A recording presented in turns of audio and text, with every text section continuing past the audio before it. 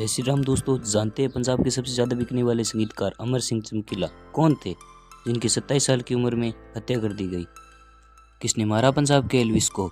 आइए जानते हैं अमर सिंह चमकीला की अनसुलझी हत्या का रहस्य।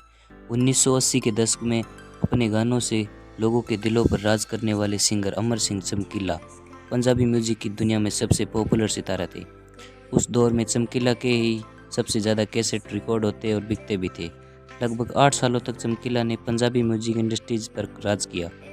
1960 को पंजाब स्टेट के लुधियाना के दुगरी गांव में जन्मे धनीराम को गरीबी की वजह से कपड़ा फैक्ट्री में काम करना पड़ा।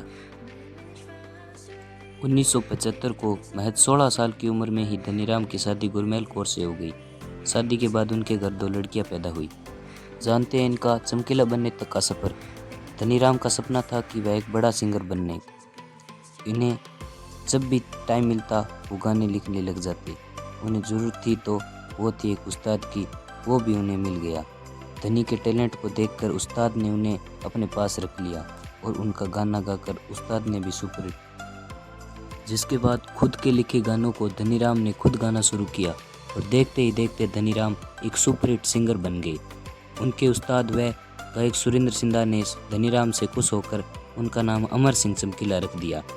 चमकीला ने अमरजोत कौर के साथ जोड़ी बनाई। 1977 के आसपास चमकीला का लिखा गाना सुरिंदा सिंधा ने गाया और वो गाना सुपरहिट हो गया। यहीं से चमकीला की किस्मत खुल गई। चमकीला के गाने पर क्यों नाचने लगी श्रीदेवी? चमकीला का क्रेज ऐसा था कि उनके गानों की वजह से पंजाबी फिल्में हिट जा रही थी।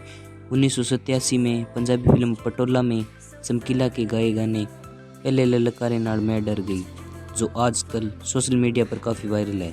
इस गाने की वजह से ये फिल्म सुपरहिट गई थी।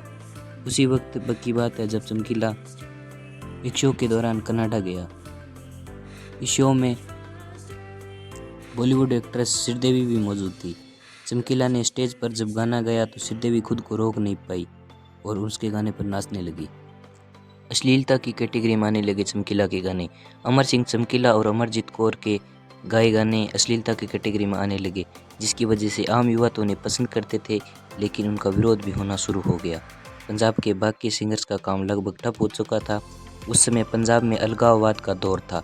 अलगाववादियों ने चमकीला को धमकी दी कि अश्लील गाना बंद कर दे, जिसके बाद 1986 में चमकीला ने उनसे माफ़ी मांगते हुए अश्लील गाने गाने से तौबा कर लिया।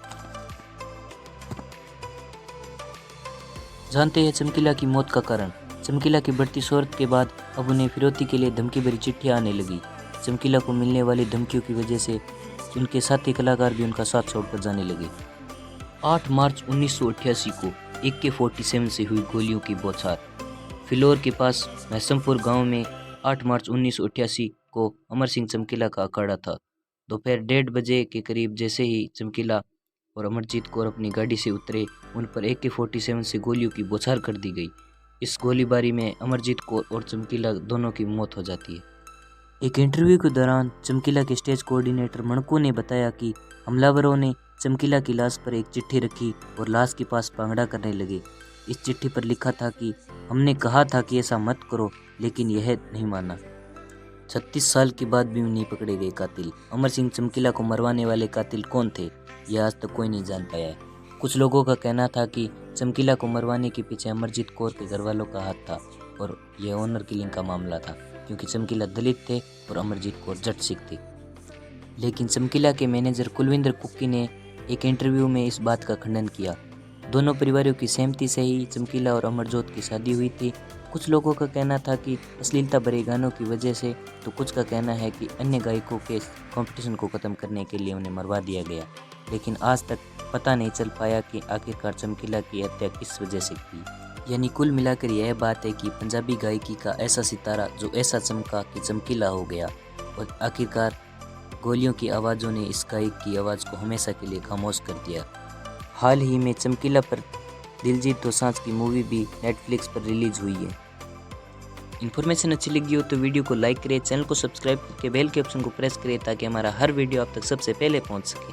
धन्यवाद दोस्तों।